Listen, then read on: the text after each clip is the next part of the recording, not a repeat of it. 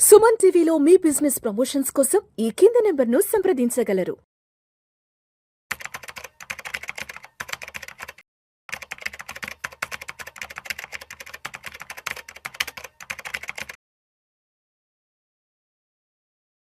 Suman TV ప్రేక్షకులకు స్వాగతం.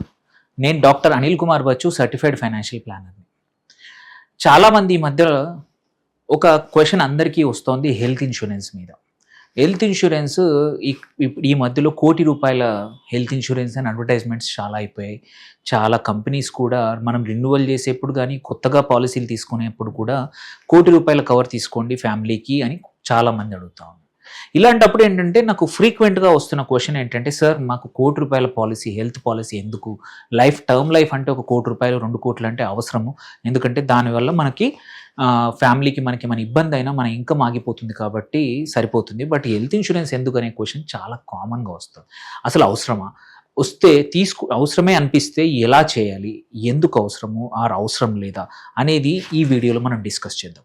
First thing వచ్చేసి హెల్త్ ఇన్సూరెన్స్ చూస్తే ఎందుకు తీసుకుంటాం మనము?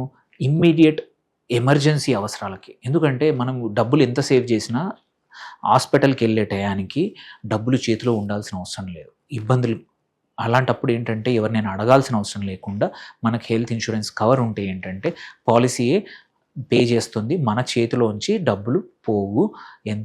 And at the same time ఆ హాస్పిటల్ ఎమర్జెన్సీ ఎప్పుడు ఆరోగ్య సమస్యలతో ఆల్రెడీ బాధపడుతున్న వాళ్ళు కానీ మనకే రావచ్చు, మన ఫ్యామిలీకి వచ్చినప్పుడు ఏంటంటే ఆ ఉన్న ఇబ్బందుల్లోకి అడిషనల్గా డబ్బుల ఇబ్బంది అనేది రాకుండా ఉండడానికి మనం హెల్త్ ఇన్సూరెన్స్ తీసుకుంటాం. బట్ ఈ మధ్యలో ఏం జరుగుతుంది, ఏం చేంజెస్ జరుగుతున్నాయి హెల్త్ కేర్ సెక్టర్లో అనేది ఇంపార్టెంట్ బిఫోర్ టేకింగ్. అసలు 1 crore అవసరమా లేదా అని చెప్పడానికి ఫస్ట్ థింగ్ చూసుకుంటే మనకు ఇన్ఫ్లేషన్ అంటాము, ద్రవ్యోల్బణం అంటాము. అంటే సంవత్సరాన్ని నుంచి సంవత్సరము మనం వాడే వస్తువు వాడే సర్వీస్కి ఖర్చు పెరుగుతుందా తగ్గుతుందా చూసుకుంటే మెడికల్ ఇన్ఫ్లేషన్ అంటే హెల్త్ కేర్ ఇన్ఫ్లేషన్ 12 నుంచి 15% సంవత్సరానికి పెరుగుతుంది. నార్మల్ ద్రవ్యోల్బణం 2-3 ఉంటే మాత్రం మెడికల్ ఇన్ఫ్లేషన్ మాత్రం 12 to 15% ఉంది. అంటే ఏంటంటే ఎవ్రీ 5 to 6 ఇయర్స్కి మనం ఇవాళ చేయించుకునే ప్రొసీజర్ కానీ హాస్పిటలైజేషన్ ఖర్చు 5 years తర్వాత డబల్ అవుతుంది at the rate of 15%. Suppose ఇప్పుడు ఒక చిన్న ఆపరేషన్, ఒక అపెండిసైటిస్ ఆపరేషన్ ఇవాళ 1,50,000 ఉంటే 5 yearsలో 3 లక్షలు అవ్వచ్చు. ఒక చిన్న ఏదైనా ఫీవర్తో అడ్మిట్ అయితే, వైరల్ ఫీవర్తో అడ్మిట్ అయితే ఇవాళ 70,000-80,000 ₹1,00,000 అవుతున్న ఫీజు అప్పుడు 2-2.5 లక్షలు అవుతుంది. సో అది మర్చిపోకూడని విషయం. సో ఫస్ట్ థింగ్ అది. సెకండ్ వచ్చేసి అంటే సో మీరు 5 lakh ఇన్సూరెన్స్ ఉంటే, హెల్త్ ఇన్సూరెన్స్ ఉంటే ఇన్ 5 years అది సరిపోదు. ఎందుకంటే the way health insurance inflation is going on. And hospital కూడా అన్ని వెదర్ కన్సల్టేషన్లే అనుకోండి, డయాగ్నోస్టిక్సే అనుకోండి, ఎనీ ప్రొసీజర్స్ కూడా హాస్పిటల్ బేసిక్ రూమ్ ఫీజు కానీ అన్నీ పెరుగుతూ ఉన్నాయి. సో దాని తగ్గట్టు చూసుకుంటే మనం ఇవ్వాలి ఉన్నది మాత్రం నెక్స్ట్ 4-5 yearsలో సరిపోదు. అది ఫస్ట్ థింగ్. దెన్ ఎందుకు సరిపోదు అనేది కూడా చూద్దాం. మీరు చూసుకుంటే రియాలిటీ ఏంటంటే హాస్పిటల్ బిల్స్కి నాట్ ఆల్వేస్ చిన్న వాటికి ఫీవర్స్ వాటికి అడ్మిట్ అవ్వాల్సి వస్తుంది. That is reality. మీరు వెళ్ళి చూడండి, హాస్పిటల్స్లో సగం వైరల్ ఫీవర్స్కి ఇంతకుముందు అవసరం ఉండకపోయేది, ఇప్పుడు వస్తున్న ఇబ్బందులు అలాగే ఉన్నాయి. హాస్పిటలైజేషన్ అవ్వాల్సిన పరిస్థితులు కూడా అలాగే ఉంటున్నాయి. సో ఇంతకుముందు ఇంతగా ఉండకపోయి డెంగ్యూ ఉంది. ఇంతకుముందు మోస్ట్ ఆఫ్ ద టైం ఇంట్లోంచే మనం వాటర్ సఫిషియెంట్గా తీసుకొని డాక్టర్ చెప్పిన జాగ్రత్తలు తీసుకుంటూ మెడిసిన్స్ తీసుకుంటే సరిపోయేది. బట్ ఇప్పుడు half of the dengue cases అన్నీ కూడా అడ్మిట్ అవుతున్నాయి. 1,50,000-2 లక్షలు అవుతూ ఉన్నాయి. సో ఆ ఫీజులు ఇంతకుముందు ఒక 5 years బ్యాక్ ఇంత లేదు, 50,000-60,000 అయిపోయేది. సో ఆల్రెడీ చూస్తున్నాం మన కళ్ళ ముందే cost of hospitalisations have doubled. దాంతోపాటు ఇవి ఓన్లీ సింపుల్ వే చెప్తున్నాను.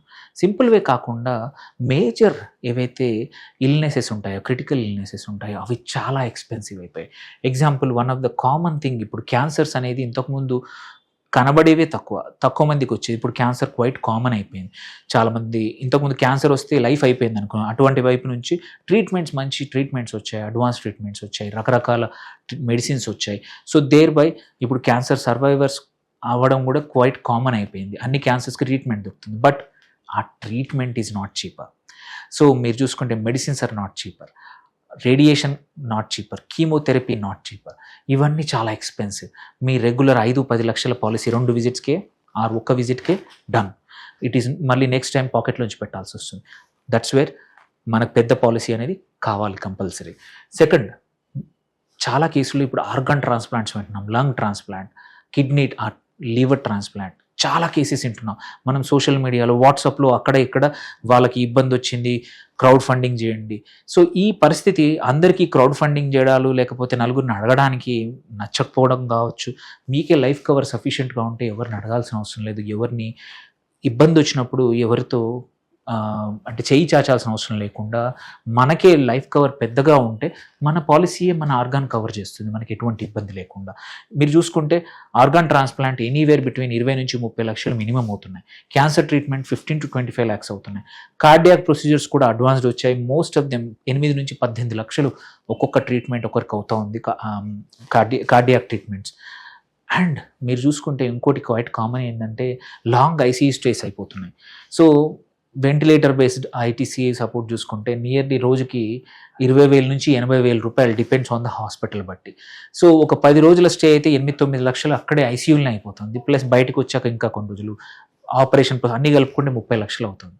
సో ఇలాంటప్పుడు ఏంటంటే మీ చిన్న పాలసీ గోయింగ్ ఫార్వర్డ్ సరిపోదు. అది one of the important thing lesson నేర్చుకోవాల్సింది. నా ఇప్పుడు చెప్తాను నిజంగానే 1 crore పాలసీ అవసరమా అని. Yes, it makes sense. ఇప్పుడు నేను చెప్పిన ఇంతకుముందు కారణాలు బట్టి చూస్తే ఎక్కువ కవర్ ఉంటే మనకి మంచిది, 1 crore కవర్ ఉంటే ఇంకా మంచిది. ఎందుకు చూసుకుంటే ఒకటి మన కష్టపడి లాంగ్ టర్మ్ సేవింగ్స్ ఏవైతే ఉంటాయో అది ఏ రకమైన ఇన్వెస్ట్మెంట్లు అయినా పర్లేదు, మ్యూచువల్ ఫండ్సా, స్టాక్సా, రియల్ ఎస్టేటా, వాట్ ఎవర్ ఇట్ ఈస్, బంగారమా, ఏదైనా ఇట్లాంటి ఎమర్జెన్సీ వచ్చినప్పుడు వాటిని అమ్మాల్సిన అవసరం లేదు, వాటిని లిక్విడేట్ చేయాల్సిన అవసరం లేదు. మీ health insurance policy will take care, ఎంత పెద్ద ఎమర్జెన్సీ వచ్చినా సరే. సెకండ్, మన దగ్గర కవర్ పెద్దగా ఉంటే బెస్ట్ హాస్పిటల్, బెస్ట్ క్వాటర్నరీ హాస్పిటల్కి వెళ్ళడానికి మనం ధైర్యంగా వెళ్తాం. లేకపోతే పాకెట్లో డబ్బులు ఉన్నాయా లేదా? ఇప్పుడు హైదరాబాద్లో టాప్ 20, 10, 15 పెద్ద పెద్ద హాస్పిటల్స్ ఉన్నాయి. ప్రపంచవ్యాప్తంగా అన్ని ప్లేసుల నుంచి కూడా పేషెంట్స్ వస్తూ ఉంటారు. బెస్ట్ డాక్టర్స్ ఉన్నారు, బెస్ట్ టెక్నాలజీ ఉంది. అలాంటి వాటికి వెళ్ళాలంటే చిన్న కవర్తో ఎగ్జాస్ట్ అయిపోయే అవకాశం లేదు. బట్ 1 crore కవర్ ఉంటే you can access that best care. అట్లాగే మల్టిపుల్ ఫ్యామిలీ మెంబర్స్ ఉంటే ఒక్కరికి వచ్చినా ఇంకోరికి రాకుండా, సో హోల్ ఫ్యామిలీ కవర్ అనేది మాత్రం వస్తుంది. అండ్ ఫ్యూచర్ ప్రూఫ్ కవరేజ్, ఒక నెక్స్ట్ 10 to 15 years వరకు కూడా ఒక 1 crore పాలసీ తీసుకుంటే మీకు ఇబ్బంది ఉండదు, మెడికల్ ఇన్ఫ్లేషన్ పెరిగినా సరే.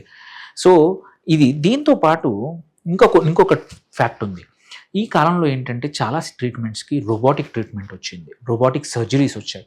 సో రోబోటిక్ సర్జరీస్ చిన్న కవర్ ఉన్న 5-10 లక్షలు ఉన్న పాలసీల్లో కవర్ సరిగ్గా ఉండదు, సరిపోదు.